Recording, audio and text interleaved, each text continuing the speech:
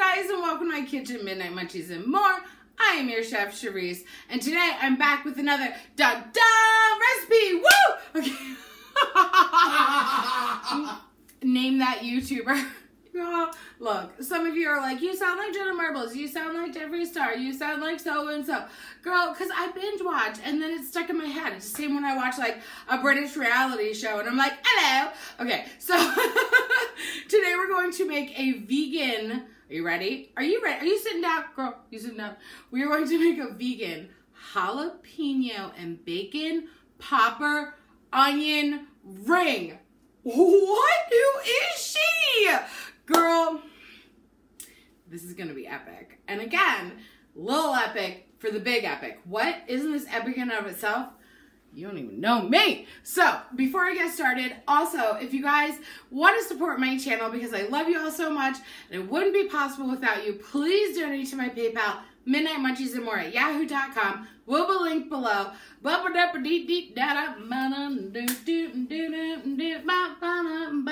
don't know. Okay, get into it. First thing I'm going to do is I'm going to add a whole 8 ounces of this amazing WayFare cream cheese that is vegan. And what I want to do is I actually want to beat it up with my beaters because I want it to be a little bit easier to work with. And if you know cream cheese, it's nice and thick. So I'm going to take my beaters and we're going to whip a bitch. I found already diced jalapeno peppers in a jar, but if you can't find these, you obviously can use fresh jalapenos. You can use like canned ones that you like dice up. But to this, I'm going to add about 2 to 3 tablespoons. I mean, it depends. Like, how hot do you like your jalapeno poppers? You know what I mean? You know what I'm saying? It's okay if you get a little bit of the juice in there. That's actually going to be really, or like the brine, that's actually going to be really good. So that's about 2 to 3. I don't know, girl. I don't know.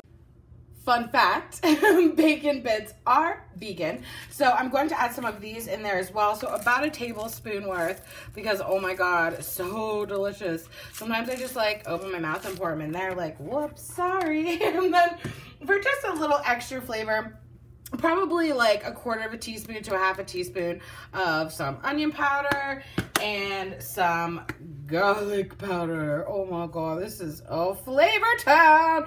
Who was that? Guy Fieri?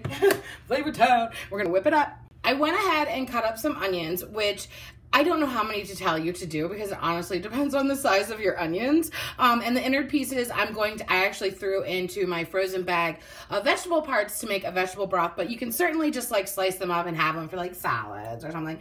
So I put them on parchment paper. And then I'm going to do a little scoop, right, of my mixture. And I'm going to put them in there and really mush it down so it's connected to the onion. And we're just going to go and keep doing the whole thing. Then we're just going to pop these into the freezer until they're super frozen tits.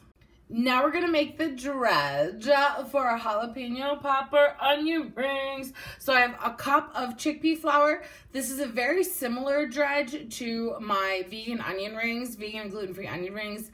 But I'm going to kick it up a notch because y'all know me, it's still the same OG. So chickpea flour, Bob's Red Mill, like $2, totally fine. So then we're going to add about 1/2 teaspoon each of salt, pepper, garlic powder, onion powder. We're going to stick that in there, give it a little whisk-a-doodles. And then we're going to add, this is like in place of our like quote egg, right?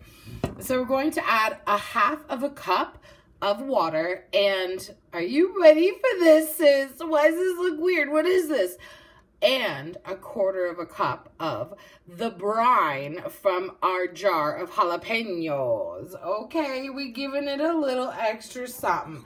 So we're gonna whisk this together. And if it's too thick, add a little bit more water. If it's too thin, add a little bit more chickpea flour. Like you do you know what I'm saying? So what I'm going to do is I'm going to use one hand for dry, one hand for dry, one hand for wet, and I'm going to put them in the wet and then put them in the dry, which is our panko. So this is one of the few versions of panko that is vegan.